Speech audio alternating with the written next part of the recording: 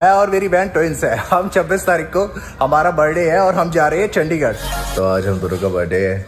आज क्या प्लान है? विज्ञान और दुनिया कहती है कि जुड़वा भाई बहन का रिश्ता इस धरती का सबसे गहरा और रहस्यमयी बंधन होता है।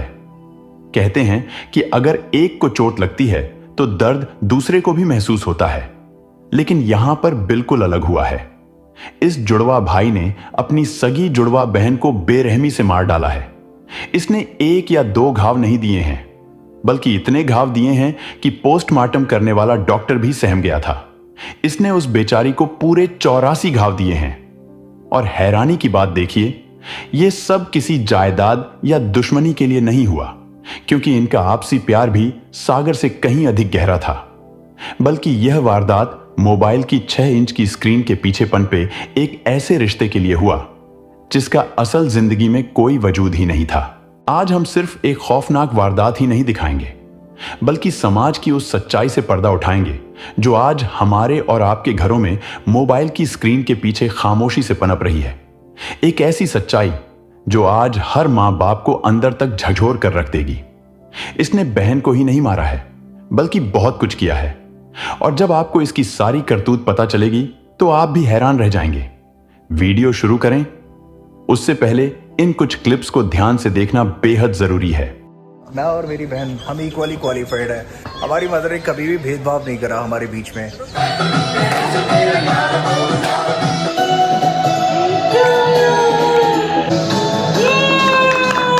को प्रायोरिटाइज करना चाहिए, अपनी फैमिली को प्रायोरिटीज देनी चाहिए। हमें कभी भी उन लोगों को या उन फालतू लोगों को वो अटैचमेंट इश्यूज के साथ नहीं रखना चाहिए जो हमें प्रायोरिटाइज नहीं कर सकते, जो हमें एक बेसिक ह्यूमन लाइफ नहीं दे सकते, जो हमें हमारी बेसिक नीड्स फुलफिल करने के लिए जरूरी है उतना ही काम करें और अपनी बाकी की लाइफ को अपनी फैमिली के साथ, अपने लव्ड वंस के साथ एंजॉय करें।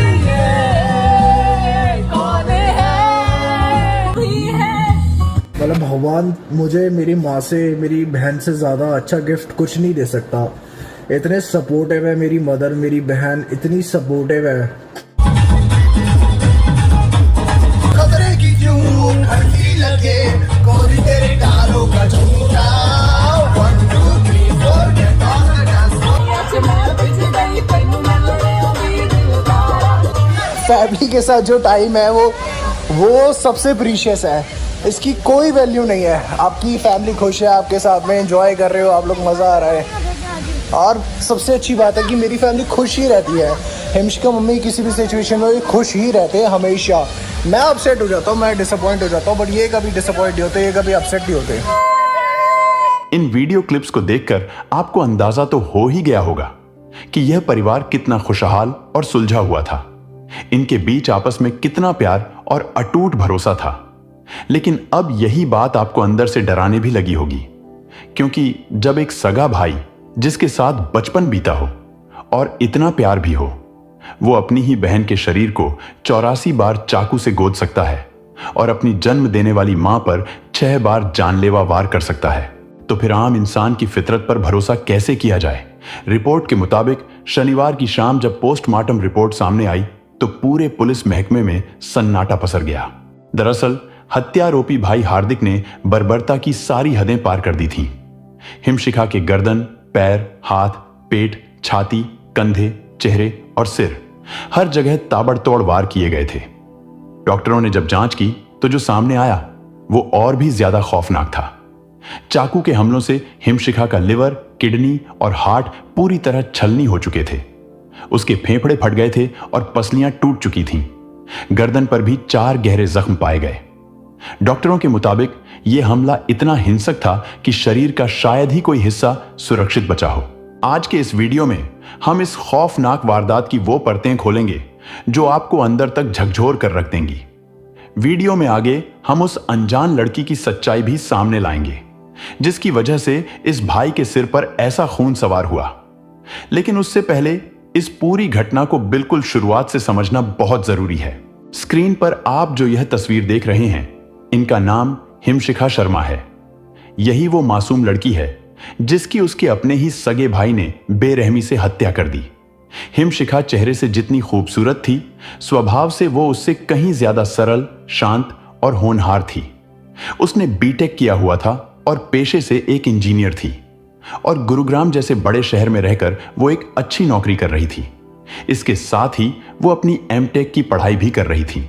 गुरुग्राम जैसी चकाचौंध और इतनी आधुनिकता के बीच रहने के बावजूद हिमशिखा बिल्कुल भी दिखावे वाली दुनिया का हिस्सा नहीं थी।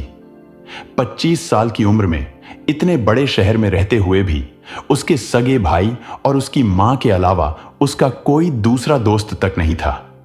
उसकी पूरी दुनिया, उसकी हर खुशी सिर्फ और सिर्फ उसका परिवार ही था। और इस कहानी का सबसे बड़ा दर्द भी यही है कि जिस भाई को उसने अपनी पूरी दुनिया मान रखा था, उसी भाई ने उसे इस दुनिया से हमेशा के लिए खत्म कर दिया। और यह है हिमशिखा का सगा जुड़वा भाई हार्दिक शर्मा। यही वो शख्स है जिसने अपनी ही बहन के साथ इस रोंगटे खड़े कर देने वाली बर्बरता को अंजाम दिया।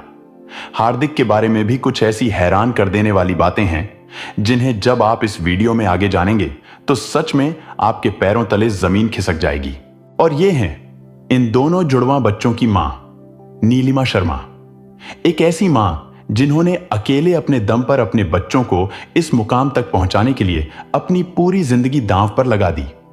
नीलिमा शर्मा मूल रूप से यूपी के बदायूं के सिविल लाइंस इलाके की रहने वाली थीं। बात है साल 1990 की। तब उनकी उम्र मुश्किल से 19 साल रही होगी जब वो अपने पति इंद्रजीत के साथ बदायूं से मुरादाबाद आकर रहने लगी। शुरुआत में सब कुछ ठीक चल रहा था। पति पत्नी की जिंदगी धीरे धीरे अपनी रफ्तार से आगे बढ़ रही थी। लेकिन इस परिवार में एक बहुत बड़ा सूनापन था। शादी के साल बीतते जा रहे थे, लेकिन घर में किसी बच्चे की किलकारी नहीं गूंजी थी। आप खुद समझ सकते हैं कि हमारे समाज में शादी के बाद जब सालों तक बच्चा ना हो तो एक औरत अंदर ही अंदर किस दर्द से गुजरती है। और यहां तो बात सिर्फ 1 या 2 साल की नहीं थी। पूरे 11 साल तक नीलिमा जी ने वो खालीपन और वो तकलीफ झेली। फिर आखिरकार शादी के 11 साल बाद वो दिन आया जिसका उन्हें बेसब्री से इंतजार था। 26 दिसंबर 2001 को उनके घर में एक साथ 2 जुड़वा बच्चों ने जन्म लिया, एक बेटी और एक बेटा, जिनका नाम हिमशिखा और हार्दिक रखा गया। उस दिन के बाद जैसे नीलिमा जी की दुनिया पूरी हो गई थी। घर में खुशियां थीं, उम्मीदें थीं और एक बेहतर भविष्य के खूबसूरत सपने थे। लेकिन ये खुशियां ज्यादा समय तक टिक नहीं सकीं। बच्चों के जन्म के कुछ ही समय बाद नीलिमा और उनके पति इंद्रजीत अलग हो गए और दोनों बच्चों के सिर से पिता का साया हमेशा के लिए उठ गया। अब हालात बिल्कुल आसान नहीं थे। एक अकेली मां और 2 छोटे छोटे बच्चे। लेकिन नीलिमा जी ने हार नहीं मानी। उन्होंने एक प्राइवेट इंश्योरेंस कंपनी में नौकरी शुरू की। धीरे धीरे मेहनत की, काम सीखा और अपने दम पर असिस्टेंट ब्रांच मैनेजर के पद तक पहुंच गईं। उन्होंने अपनी हर खुशी को पीछे छोड़ दिया था। उनका बस एक ही लक्ष्य था, अपने बच्चों को एक अच्छा भविष्य देना। और आखिरकार एक एक पैसा जोड़कर उन्होंने अपने बच्चों को पढ़ाया, दोनों को बीटेक करवाया और अपने पैरों पर खड़ा किया। पिछले 2 सालों से नीलिमा जी मुरादाबाद के मझोला थाना क्षेत्र के बुद्धि विहार सेक्टर 2 में गणेश पार्क के ठीक सामने एक किराए के मकान में रह रही थीं। वहीं दोनों बच्चे हिमशिखा और हार्दिक गुरुग्राम में रहकर नौकरी कर रहे थे। सब कुछ बिल्कुल ठीक चल रहा था। लेकिन शायद ये खुशी उनकी किस्मत में ज्यादा समय के लिए लिखी ही नहीं थी, क्योंकि अभी इसी मार्च की ही बात है, होली का त्योहार बिल्कुल करीब था।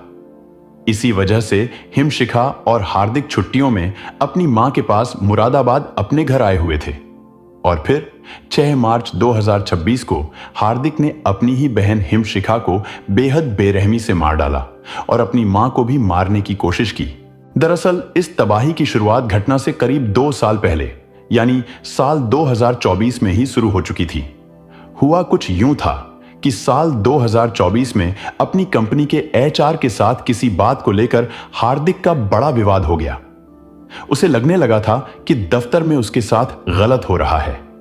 इसी खींचतान और लगातार बढ़ती निराशा में आकर उसने अपनी अच्छी खासी इंजीनियरिंग की नौकरी छोड़ दी। नौकरी छोड़ने के बाद भी वो गुरुग्राम में अपनी बहन हिमशिखा के साथ ही रुका रहा। इसके बाद उसने तय किया कि अब वो नौकरी नहीं करेगा, बल्कि यूट्यूब और सोशल मीडिया के अलग अलग प्लेटफॉर्म पर व्लॉग्स बनाएगा। और यहीं से उसकी जिंदगी एक ऐसे मोड़ पर पहुंच गई जहां से सब कुछ धीरे धीरे बदलने लगा। इसी सोशल मीडिया की आभासी दुनिया में उसका संपर्क पुणे की रहने वाली एक लड़की से हुआ। बातें शुरू हुई और धीरे धीरे ये बातचीत एक ऐसे ऑनलाइन रिश्ते में बदल गई जिसने हार्दिक की उदास जिंदगी को अचानक से बहुत खूबसूरत बना दिया था। लेकिन इस रिश्ते में एक बहुत बड़ी उलझन थी। वो लड़की दूसरे धर्म से ताल्लुक रखती थी। जब ये बात मां नीलिमा और बहन हिमशिखा को पता चली तो वो अंदर से घबरा गईं। नीलिमा जी ने अपनी जिंदगी में पहले ही इतनी मुश्किलें और अकेलेपन का दर्द झेला था कि वो नहीं चाहती थीं कि अलग धर्म में शादी की वजह से उनके इस छोटे से परिवार पर समाज या भविष्य में कोई नई मुसीबत आए। इसीलिए मां और बहन दोनों ने मिलकर हार्दिक को बहुत प्यार से समझाया, उसे हकीकत दिखाने की कोशिश की, क्योंकि सच्चाई ये थी कि हार्दिक और वो लड़की आज तक कभी आमने सामने मिले तक नहीं थे। उनकी पूरी दुनिया सिर्फ ऑनलाइन चैटिंग और फोन कॉल्स तक ही सीमित थी। लेकिन हार्दिक उस लड़की के प्यार में इस कदर अंधा हो चुका था कि उसे अपनी मां और बहन की हर बात अपनी जिंदगी में दखलंदाजी लगने लगी। फिर भी वक्त धीरे धीरे बीत रहा था और इसी बीच आया साल 2026 का जनवरी महीना। और हुआ यह कि अचानक उस लड़की ने बिना कोई खास वजह बताए हार्दिक से दूरियां बनानी शुरू कर दी और देखते ही देखते कुछ ही दिनों में उसने हार्दिक से पूरी तरह बात करना बंद कर दिया। अब लड़की का इस तरह अचानक दूर चले जाना हार्दिक बर्दाश्त नहीं कर पा रहा था। उस अनजान लड़की के गम में वो इस कदर डूब चुका था कि उसने शराब तक पीना शुरू कर दिया। हैरानी की बात यह है कि हार्दिक हमेशा से शराब और नशे के सख्त खिलाफ था, लेकिन आज वो खुद उसी दलदल में उतर चुका था। और एक बात, जब इंसान डिप्रेशन और गुस्से में होता है तो उसका दिमाग कहानियां गढ़ने लगता है। हार्दिक के साथ भी कुछ ऐसा ही हुआ। उसे लगने लगा था कि उस लड़की ने खुद उससे बात करना बंद नहीं किया है, बल्कि उसकी बहन हिमशिखा ने ही उसे फोन करके डराया धमकाया होगा या उससे बात करने से मना किया होगा। इस कहानी की सबसे बड़ी विडंबना देखिए, हार्दिक ने खुद अपने वीडियो में लोगों को यह सलाह दी थी कि अगर आप किसी के साथ खुश नहीं हैं या साथ नहीं रह सकते तो ब्रेकअप करने में कोई बुराई नहीं है। आप सोचते हो कि इसके साथ पूरी की पूरी ज़िंदगी गुजारोगे, बट फ्यूचर में आगे जाके सिचुएशन चेंज होती है, तब भी आपके पास ऑप्शन होता है कि आप मूव ऑन कर लो। मुझे लगता है कि ये आज़ादी हर किसी के पास होनी चाहिए, वो लाइफ में जब चाहे तब अपने पार्टनर से मूव ऑन कर सकें। और ये बात भी सच है कि आप किसी के लिए बहुत एफर्ट्स करते हो, बहुत ज़्यादा आपकी एक्सपेक्टेशंस होती है, आप किसी के साथ उम्र बिता देना चाहते हो, बट जब कोई खुद ही आपके साथ वो वक्त नहीं गुजारना चाहता तो बेटर है कि आप मूव ऑन कर जाओ। दुनिया को ब्रेकअप के फायदे गिनाने वाला ये लड़का आज खुद नहीं समझ पा रहा था कि उस पर क्या सवार हो चुका है। वो उस लड़की को किसी भी कीमत पर भूलने को तैयार नहीं था और अपने इस ब्रेकअप का पूरा जिम्मेदार अपनी ही सगी बहन को मान बैठा था। इधर हिमशिखा से अपने भाई की ये हालत देखी नहीं जा रही थी। वो साफ देख रही थी कि कैसे एक झटके में उसका भाई खुद को बर्बाद करने पर तुला हुआ है। वो अक्सर उसे समझाती कि किसी एक ऐसी लड़की के लिए अपनी पूरी जिंदगी बर्बाद करना कहां की समझदारी है जिससे तुम कभी मिले तक नहीं। वो उसे ये भी याद दिलाती कि कम से कम मां के उन 36 सालों के संघर्ष को मत भूलो, जिन्होंने अपनी पूरी जिंदगी सिर्फ हम दोनों के लिए दांव पर लगा दी। लेकिन हार्दिक के सिर पर जैसे भूत सवार था। वो कुछ भी सुनने या समझने की हालत में नहीं था। उसके अंदर अपनी ही बहन के खिलाफ एक नफरत का ज्वालामुखी धीरे धीरे भड़क रहा था। और फिर आया वो मनहूस दिन, 6 मार्च 2026, शुक्रवार की सुबह। होली की खुमारी अभी उतरी भी नहीं थी। मुरादाबाद के उस घर में उस आखिरी सुबह भी हिमशिखा हमेशा की तरह अपने भाई को समझाने की कोशिश कर रही थी। लेकिन उस बेचारी बहन को क्या पता था कि आज उसका भाई उसकी बातें नहीं सुनेगा, बल्कि आज उसके हाथ में वो चाकू होगा जो उसके शरीर पर 84 घाव कर देगा। और हुआ भी बिल्कुल ऐसा ही। उस शुक्रवार की सुबह से ही हार्दिक उस लड़की को लेकर बहुत ज्यादा परेशान और अपसेट था। उसने सुबह सुबह ही शराब पी ली थी। अपने भाई की ऐसी हालत बहन हिमशिखा के लिए बर्दाश्त से बाहर हो रही थी, इसीलिए आज भी वो उसे समझा रही थी, बार बार मां के उन 36 सालों के संघर्षों की याद दिला रही थी। लेकिन हार्दिक इन बातों से इतना ज्यादा झल्ला गया, इतना इरिटेट हो गया कि वो सीधा किचन में गया और वहां से एक बड़ा चाकू उठा लाया और फिर अपनी ही बहन पर ताबड़तोड़ वार करने लगा। उसके हाथों में इतनी हैवानियत और इतनी फुर्ती थी कि वो बेचारी एक बार चीख भी नहीं पाई और कुछ ही पलों में वो हमेशा के लिए खामोश हो गई।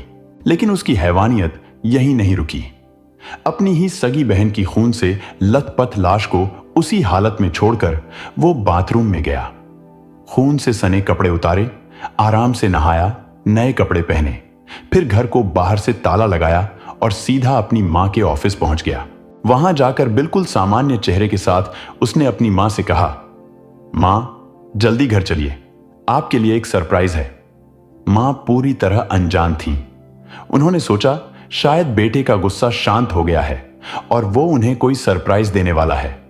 वो तुरंत उसके साथ घर के लिए निकल पड़ी। लेकिन जैसे ही मां ने घर के अंदर कदम रखा, उनकी एक दिल दहला देने वाली चीख निकल गई, क्योंकि सामने फर्श पर उनकी 25 साल की बेटी की लाश क्षत विक्षत हालत में पड़ी थी। मां कुछ समझ पाती उससे पहले ही हार्दिक ने अपनी ही जन्म देने वाली मां पर भी उसी चाकू से जानलेवा हमला कर दिया। उसके हाथ इस बार भी नहीं कांपे। उसने मां पर एक के बाद एक कुल 6 वार किए। लेकिन इस बार वो बहन पर किए गए हमले जितना फुर्तीला और खतरनाक साबित नहीं हुआ और दर्द से तड़पती मां की चीखें घर से बाहर तक पहुंच गईं। चीख सुनकर पड़ोसी दौड़ते हुए वहां आए और जैसे ही हार्दिक ने उन्हें आते देखा, वो वहां से भाग निकला। वो बाहर खड़ी अपनी कार में बैठा और मौके से फरार हो गया। इधर पड़ोसियों ने तुरंत पुलिस को सूचना दी। पुलिस मौके पर पहुंची। हिमशिखा अब इस दुनिया में नहीं थी, लेकिन मां की सांसें अभी चल रही थीं। उन्हें तुरंत अस्पताल ले जाया गया। गनीमत यह रही कि इलाज के बाद मां की जान बच गई और पुलिस ने हार्दिक को गिरफ्तार करके जेल भेज दिया। लेकिन पुलिस की पूछताछ में हार्दिक ने जो बताया वो और भी ज्यादा चौंकाने वाला था। उसने कहा कि शुरुआत में वो अपनी मां को मारना नहीं चाहता था, लेकिन जब उसने अपनी बहन को इतनी बेरहमी से मार दिया तो उसे एहसास हो गया कि अब वो जिंदगी भर जेल से बाहर नहीं आ पाएगा। उसे लगा कि अगर मां जिंदा रही तो दोनों बच्चों के बिना इस दुनिया में वो घुट घुट कर कैसे जी पाएगी। इसी सोच के साथ मां को उस अकेलेपन के दर्द से बचाने के लिए इस बेटे ने अपनी ही मां को भी मार डालने का फैसला कर लिया। हालांकि किस्मत को कुछ और ही मंजूर था। मां बच गईं, लेकिन शायद अंदर से वो भी अब मर चुकी हैं। इस घटना की सबसे खौफनाक बात यह है कि यह सब उस घर में हुआ जहां प्यार था और एक मां की जिंदगी भर की तपस्या थी। एक परिवार जो कभी एक दूसरे की ढाल हुआ करता था, उसी परिवार के अंदर यह सब हो गया। और वजह एक ऐसा रिश्ता जो सिर्फ मोबाइल की स्क्रीन तक ही सीमित था, जिसका हकीकत की दुनिया में कोई वजूद ही नहीं था। एक ऐसा रिश्ता जो सिर्फ टाइप किए गए कुछ शब्दों और झूठे एहसासों पर टिका हुआ था। यही वजह है कि यह घटना हमारे सामने एक बहुत कड़वा सच रखती है कि जिन लोगों के साथ हम एक ही छत के नीचे रहते हैं, जिनके साथ रोज हंसते बोलते हैं, क्या हम सच में उनके अंदर चल रहे तूफानों को जानते हैं? इंसान बाहर से जितना शांत दिखता है, उसके दिमाग के किसी अंधेरे कोने में कितनी उलझनें चल रही होती हैं, इसका अंदाजा लगाना लगभग नामुमकिन है। इसलिए सिर्फ साथ रहना काफी नहीं है। अपनों को सिर्फ सुनिए मत, उन्हें महसूस कीजिए, उन्हें समझने की कोशिश कीजिए, वरना इंटरनेट की ये झूठी दुनिया असली दुनिया के सबसे पवित्र और मजबूत रिश्तों को भी कब दीमक की तरह खोखला कर दे, हमें पता भी नहीं चलेगा। आप भी इस घटना पर अपनी राय जरूर दीजिएगा और अपनों का अच्छे से ख्याल रखिएगा। जय हिंद।